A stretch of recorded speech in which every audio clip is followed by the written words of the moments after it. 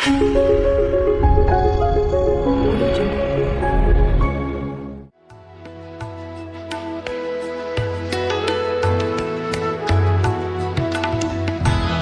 के धन्य नाम की महिमा हो। आज के आराधनात्मक मनन की ओर आप सभी का बड़े प्रेम के साथ स्वागत करता हूं। आइए आज के मनन के लिए हम पढ़ते हैं निर्गमन अध्याय 25 पद 8। और वे मेरे लिए एक पवित्र स्थान बनाए कि मैं उनके बीच निवास करूं। मिलाप वाला तंबू के निर्माण के संबंध में दी गई आज्ञा को हम पढ़ी के पद में देखते हैं।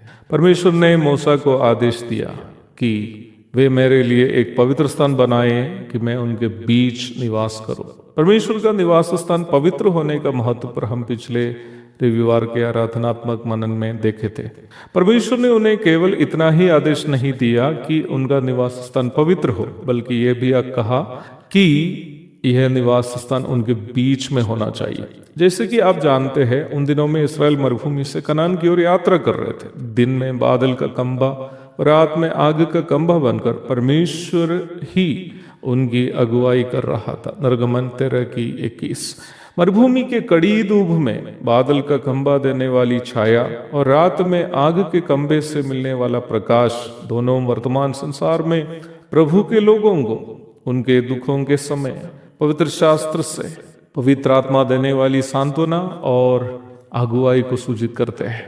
यूहन्ना 14:16 से 18 तक और 26 और 27, फिर अध्याय 16:13 पढ़िएगा। परमेश्वर स्पष्ट रूप में यह आदेश दिया था कि मिलाप वाला तंबू के चारों तरफ इस्राएल के 12 गोत्र अपनी छावनी डालनी है।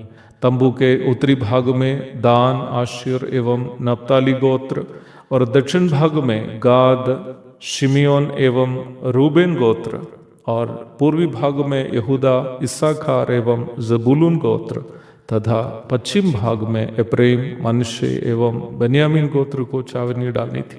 तंबू के बिल्कुल करीब चारों ओर लेवी गोत्र के लोगों के लिए निर्धारित जगह थी, क्योंकि तंबू में सेवा करने की सौभाग्यता उन्हें प्राप्त थी।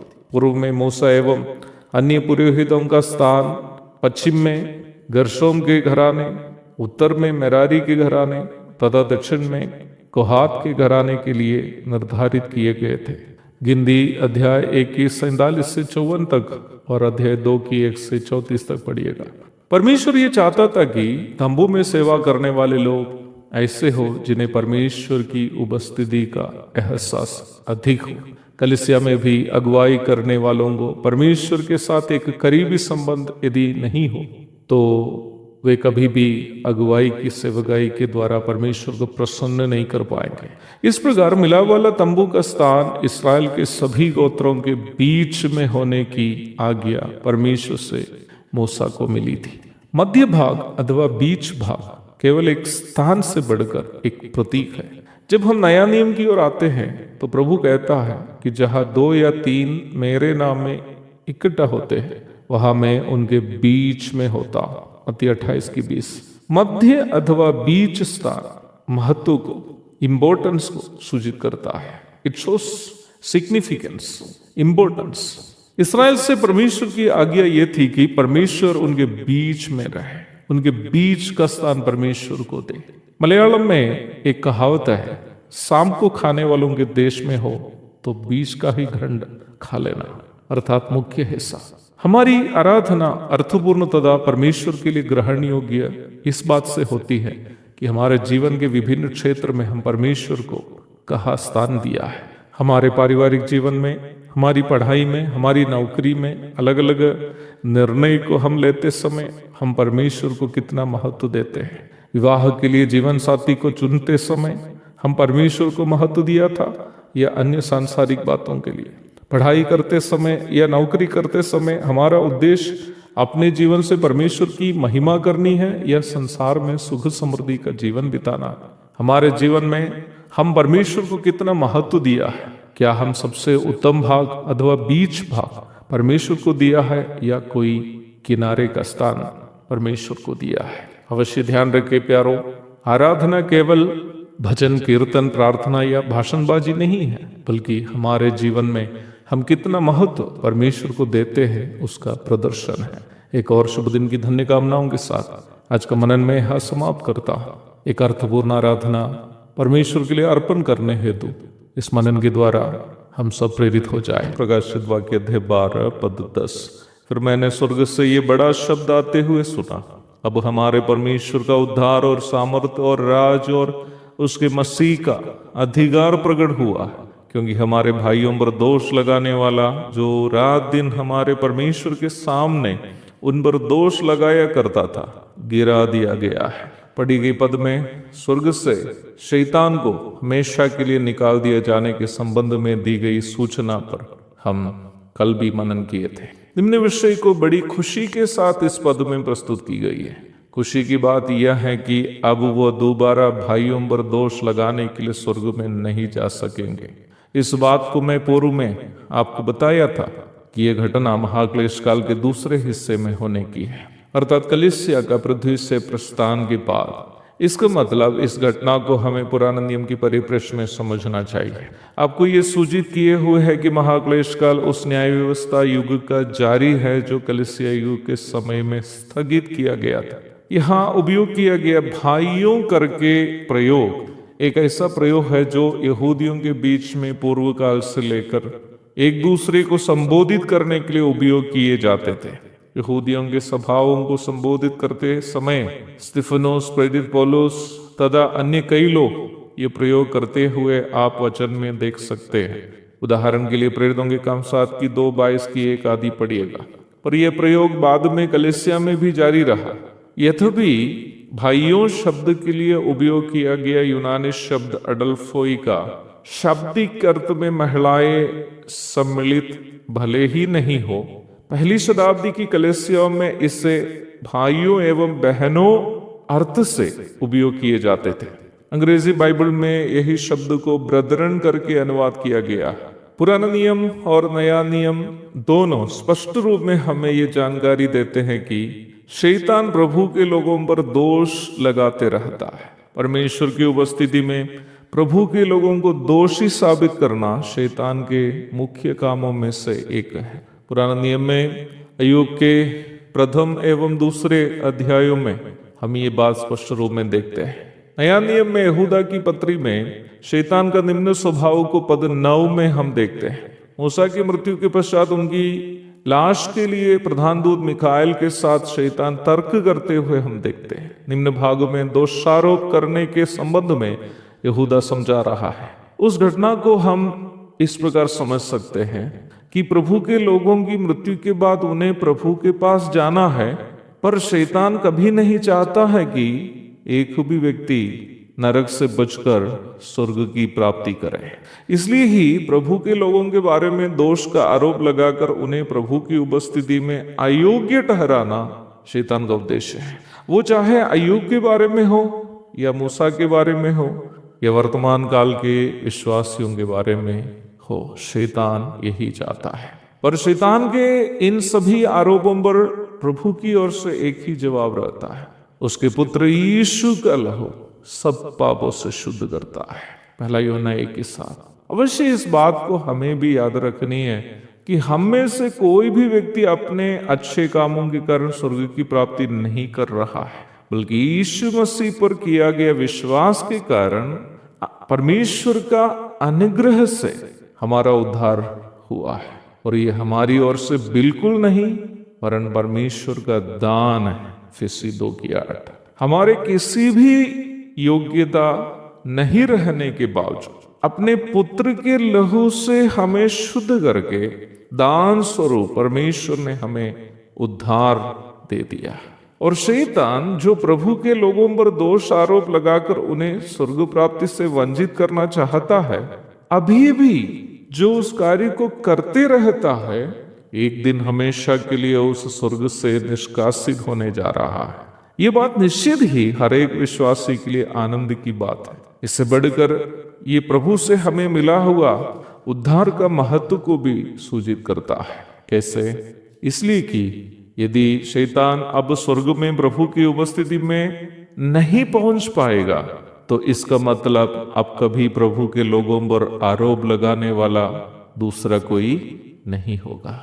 मैं यहाँ एक बात जोड़कर कहते हुए आज का मनन समाप्त करना चाहता हूं। प्यारो, स्वर्ग से शैतान को स्थायी रूप में महाक्लेश काल के दूसरे हिस्से में निकाल दिया जाएगा। तब तक वह अपना इस कार्य को जारी रखेगा, अपने माध्यमों के द्वारा कलीसिया के भीतर और बाहर दोषारोप करने का अपना कार्य को वो जारी रखेगा। पर हम में से जितने भी लोग शैतान के माध्यम बने मनुष्यों के द्वारा झूठे इल्जामों से बदनाम हैं, निराश और दुखित है, हमें ये बात निश्चय ही एक सांत्वना है कि अनंतकालीन स्वर्गीय जीवन हमारे लिए अवर्णनीय आनंद का समय होगा, क्योंकि हमें बदनाम करने वाला वहां नहीं होगा। प्रकाशित वाक्य अध्याय 12 पद 10। फिर मैंने स्वर्ग से ये बड़ा शब्द आते हुए सुना, अब हमारे परमेश्वर का उद्धार और सामर्थ और राज और उसके मसीह का अधिकार प्रकट हुआ, क्योंकि हमारे भाइयों पर दोष लगाने वाला जो रात दिन हमारे परमेश्वर के सामने उन पर दोष लगाया करता था, गिरा दिया गया है। परमेश्वर का उद्धार विशेष करके मानव जाति को पाप और उसके परिणामों से बचाने की योजना को सूचित करता है। परमेश्वर की सामर्थ उनकी सब कुछ करने की क्षमता को सूचित करती है। परमेश्वर का राज्य एक विशाल आत्मिक समूह को सूचित करता है, जिसका केंद्र परमेश्वर है और उसमें उनकी सेवा करने वाले असंख्य स्वर्गदूतगण तथा उनकी आराधना करने वाले उनके सभी भक्त भी शामिल हैं। परमेश्वर का अधिकार समस्त विश्व तथा उसमें जो कुछ भी है सभी का नियंत्रण करने की उनकी क्षमता को सूचित करता है। बाइबल ये कहते हुए शुरू होती है कि आदि में परमेश्वर ने आकाश और पृथ्वी की सृष्टि की। अंग्रेजी अनुवाद में in the beginning God created heaven's and earth करके हम देखते हैं। यहाँ आकाश अथवा हेवेंस शब्द के लिए उपयोग किया गया इब्रानी शब्द हशमाइम विश्व के तमाम पिंडों को, जैसे ग्रह, उपग्रह, तारे, गैलेक्सियों का समूह तथा अन्य सभी आसमानी पिंडों को सूचित करते हैं जो परमेश्वर की सृष्टि है। यूहन्ना 1:3 में हम इस प्रकार पढ़ते हैं, सब कुछ उसके द्वारा उत्पन्न हुआ और जो कुछ उत्पन्न हुआ है उसमें से कोई भी वस्तु उसके बिना उत्पन्न नहीं हुई। कोलोसी 1 की 16वीं एवं 17वीं पदों में हम इस प्रकार पढ़ते हैं, क्योंकि उसी में सारी वस्तुओं की सृष्टि हुई, स्वर्ग की हो अथवा पृथ्वी की, देखी या अनदेखी, क्या सिंहासन, क्या प्रभुताएं, क्या प्रधानताएं, क्या अधिकार, सारी वस्तुएं उसी के द्वारा और उसी के लिए सृजी गई है। वही सब वस्तुओं में प्रथम है और सब वस्तुएं उसी में स्थिर रहती है। इन पदों में स्पष्ट रूप में सूचित की गई है कि सारे विश्व में जितने दृश्य एवं अदृश्य वस्तुएं हैं, वो चाहे आसमानी पिंड हो या उन पिंडों में पाई जाने वाली जीवित तथा निर्जीव वस्तुएं हो, सब कुछ प्रभु परमेश्वर के द्वारा और प्रभु परमेश्वर के लिए सृजी गई है। इस महान और भयानक विश्व में, जिसका क्षेत्रफल अब तक दुनिया का कोई भी वैज्ञानिक की जानकारी में नहीं है, हमारी पृथ्वी वाक्यों में उपयोग किया जाने वाले एक सूक्ष्म बिंदु से भी छोटी है। निम्न सूक्ष्म बिंदु से भी छोटी पृथ्वी पर परमेश्वर के द्वारा सृष्टि की गई असंख्य सृष्टियों में मात्र एक सृष्टि है हम मनुष्य। पृथ्वी से अलग अलग ग्रहों और तारों की ओर की दूरी लाखों करोड़ों प्रकाश वर्ष अथवा लाइट ईयर्स है। प्रकाश वर्ष अथवा लाइट ईयर अंतरिक्ष में दूरी नापने का पैमाना है। वर्तमान संसार के 1 वर्ष के अंतराल में अंतरिक्ष में प्रकाश की एक किरण यात्रा करने का समय को प्रकाश वर्ष अथवा लाइट ईयर कहते हैं। दुनिया में सबसे तेज रफ्तार में यात्रा करने वाली वस्तु प्रकाश का किरण है। प्रकाश रश्मि 1 सेकंड में 3 लाख किलोमीटर की दूरी तय करती है। एक प्रकाश वर्ष अथवा लाइट ईयर लगभग 9.46 ट्रिलियन किलोमीटर है। 1 ट्रिलियन का मतलब है 1 के साथ 12 शून्य डालना। इसका मतलब 1 वर्ष में एक प्रकाश का किरण अंतरिक्ष में लगभग 9.46 ट्रिलियन किलोमीटर यात्रा करता है। हम जिस गैलेक्सी अथवा आकाश गंगा के हिस्से हैं, जिसका नाम मिल्की वे है, इस मिल्की वे से नजदीकी अन्य आकाश गंगा अथवा गैलेक्सी जिसका नाम है कैनिस मेजर ड्वार्फ गैलेक्सी, वहां तक की दूरी 25,000 प्रकाश वर्ष है। एंड्रोमेडा गैलेक्सी की और मिल्की वे से दूरी है 2.5 मिलियन लाइट ईयर्स, 2.5 मिलियन प्रकाश वर्ष। इन सारी बातें मानुषिक समझ में समझने की कोशिश करनी वास्तव में बहुत कठिन बात है। आपको लगता होगा कि इन सारी बातें मैं आपके साथ इस सुबह सुबह क्यों साझा कर रहा हूं।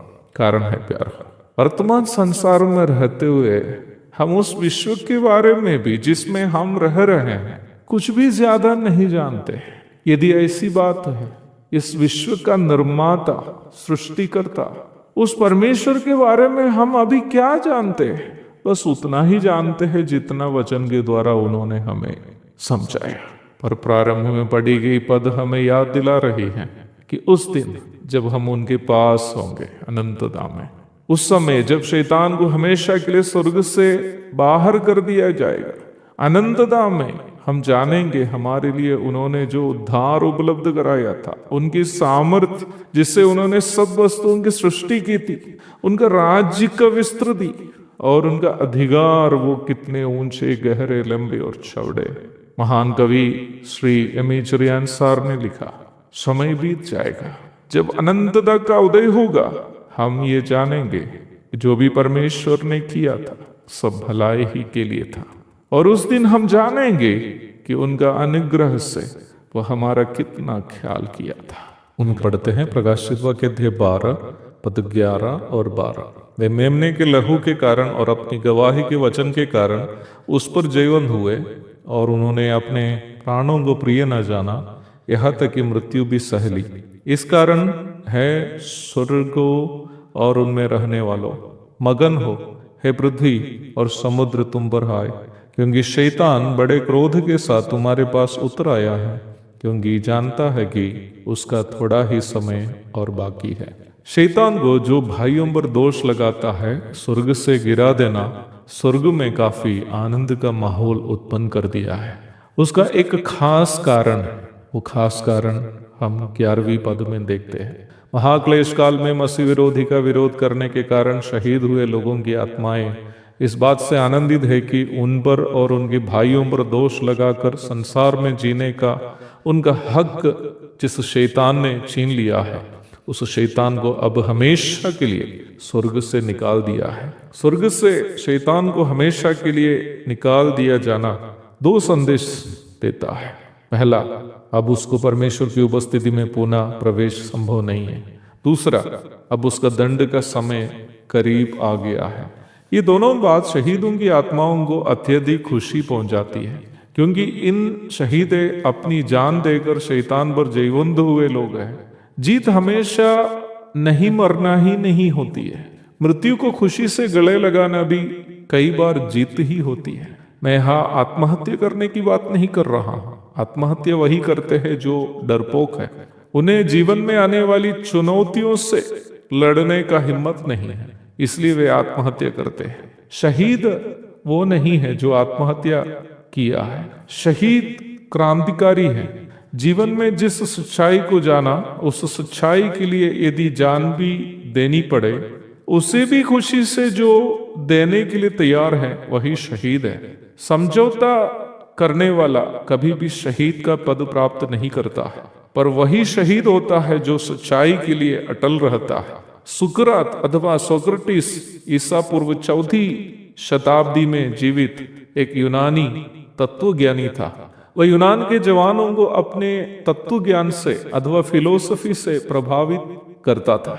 जब सोक्रेटिस के तत्व ज्ञान से प्रभावित होकर जवान लोग यूनानी देवी देवताओं को पूजना छोड़ने लगे, वहां के प्रशासन ने सोक्रेटिस को जहर देकर मार डालने का निर्णय लिया, जो उन दिनों में मृत्युदंड देने का तरीका था।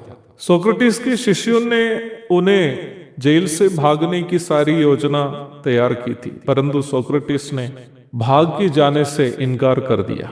जबरदस्ती जहर पिलाकर सोक्रेटिस को मृत्युदंड देने के लिए सैनिक लोग उनके करीब आए, तो महान यूनानी दर्शन शास्त्री सोक्रेटिस ने मुस्कुराते हुए उस जहर भरे प्याले को अपने ही हाथों से लेकर मुस्कुराते हुए पी लिया। सदियों से यूनानी लोग पूजा करते आए हुए देवी देवताओं के मूर्तियों से नाता तोड़कर सत्य को ढूंढने के लिए सोक्रेटिस ने जवानों को प्रेरित किया। उस समय भी जब मृत्यु एक कप जहर के रूप में नजरों के सामने खड़ी रहते समय भी महाक्लेश काल के शहीद जीवन का सत्य अथवा मसीह जो सनातन सत्य है उनको पहचानने के कारण झूठ बरोसने वाला मसीह विरोधी का इनकार किए हुए लोग हैं। वे अपनी मृत्यु से ये गवाही दी कि वे झूठ से डरने के कारण सत्य के साथ समझौता नहीं किए हैं। मसीह विरोधी का डर या मृत्यु का भय उन्हें हरा नहीं पाए। वे अपनी जान उस मेमने के लिए दे दी जिन्होंने उनके लिए प्राण त्याग दिया था। वे अब स्वर्ग में आनंदित है क्योंकि मसीह विरोधी जिस शैतान का प्रतिनिधि है उसको हमेशा के लिए स्वर्ग से निकाल दिया है और उस शैतान का दंड का समय निकट आ गया है। हम पढ़ते हैं प्रकाशित वाक्य अध्याय 12 पद 12 और 13। इस कारण है स्वर्गों और उनमें रहने वालों मगन हो, हे पृथ्वी और समुद्र तुम पर हाय, क्योंकि शैतान बड़े क्रोध के साथ तुम्हारे पास उतर आया है, क्योंकि जानता है कि उसका थोड़ा ही समय और बाकी है। जब अजगर ने देखा कि मैं पृथ्वी पर गिरा दिया गया हूं तो उस स्त्री को जो बेटा जनी थी सताया। स्वर्ग से शैतान को हमेशा के लिए बाहर करने का निर्णय स्वर्ग में यद्यपि आनंद का माहौल पैदा किया हो, पृथ्वी के लिए यह बात उतनी खुशी की नहीं थी। स्वर्ग में आनंद का माहौल के दो महत्वपूर्ण कारण हैं। पहला कारण यह है कि महाक्लेश काल के अंत में शैतान को 1000 वर्ष के लिए बंधन में रखने जा रहा है ताकि मसीह वर्तमान संसार में 1000 वर्ष तक राज्य कर सके। प्रकाशित वाक्य 20 की 1 से 6 तक। दूसरा कारण यह है कि मसीह के 1000 वर्षीय शासन के पश्चात शैतान को उस आग की झील में जहां मसीह विरोधी और झूठा भविष्यवक्ता को डाल दिए गए हमेशा के लिए डाल दिया जाएगा। प्रकाशित वाक्य 20 की 10। ये दोनों बातें महाक्लेश काल के शहीदों की आत्माओं को जो स्वर्ग में है अत्यधिक खुशी प्रदान करती है, क्योंकि जिन्होंने उन्हें सताया और धरती पर जीने नहीं दिया वो अपने कर्मों का दंड अनंत काल भुगतने जा रहा है। परंतु यही बात शैतान के लिए और उसके साथी दुष्ट आत्माओं के लिए खुशी की नहीं बल्कि भय और घबराहट की बात है। पर इन बातें कहते समय मेरे अंदर एक अजीब सी खुशी भी उत्पन्न हो रही है, क्योंकि आज मनुष्य अपने पाप के कारण भय और घबराहट से वर्तमान संसार में जीवन बिता रहे हो। उसकी वजह शैतान है। शैतान मनुष्य को पाप में फंसाने के कारण मनुष्य आज मृत्यु के भय में है। वही शैतान जो मनुष्य को मृत्यु के भय में जीने के लिए मजबूर कर दिया, वो महाक्लेश काल के दूसरे हिस्से में जब उसको हमेशा के लिए निकाल दिया जाएगा, अपने ऊपर शीघ्र आने वाले विनाश के कारण भय के अधीन हो जाएगा। यही सोच मेरे अंदर अजीब सी खुशी उत्पन्न कर रही थी। परंतु इन बातें शैतान के लिए घबराहट की बात है। हमारे बिहार की भाषा में यदि बोलूं तो वो भोकला जाएगा। महाक्लेश काल के दूसरे हिस्से अत्यधिक भयावह होने का मूल कारण शैतान का ये बौखलाहट ही होगा। वह अधिक क्रोध से इस्राएल पर अपनी हमलाएं जारी रखेगा। पद 13 में हम निम्न बात की सूचना देखते हैं। वहां हम इस प्रकार पढ़ते हैं, अब अजगर ने देखा कि मैं पृथ्वी पर गिरा दिया गया हूं तो उस स्त्री को जो बेटा जनी थी सताया। स्त्री को जो इस्राएल राष्ट्र को सूचित करती है। अजगर अथवा शैतान अधिक क्रोध से सताने की सूचना हम पद में देखते हैं। निम्न बातों को वर्तमान कालीन परिप्रेक्ष्य में यदि देखे तो हमें यह समझने में कठिनाई नहीं होगी कि प्रभु की कलीसिया पर दिन प्रतिदिन बढ़ते जाने वाले सताव भी शैतान का यही बौखलाहट का ही परिणाम है। शैतान ये बात जानता है कि उसको दंड यथाशीघ्र होने वाला है, इसलिए वह प्रभु के लोगों पर हमला कर रहा है। आजकल अखबार में हम जैसे देखते हैं, ईरान जो अमेरिका जाकर उसकी धरती पर हमला नहीं कर पाने के वजह से मध्य पूर्व एशिया में जितने अमेरिका के मित्र देश हैं जैसे यूएई, कुवैत, कतार आदि पर वह हमला कर रहा है। वैसे ही शैतान परमेश्वर को कुछ नहीं कर पाने के कारण परमेश्वर के लोगों पर जो धरती पर है अपना निशाना साध रहा है। हम पर शैतान की इन हमलाएं हमारे लिए ये प्रमाण देता है कि हमें शैतान इसलिए सता रहा है क्योंकि हम परमेश्वर के लोग हैं। यदि हम परमेश्वर के लोग नहीं होते तो शैतान हम पर हमला नहीं करता। क्या यह हमारे लिए गर्व की बात नहीं है? निश्चय ही। एक और शुभ दिन की धन्य कामनाओं के साथ आज का मनन मैं यहाँ समाप्त करता हूँ। प्रभु आप सबको आशीष दे।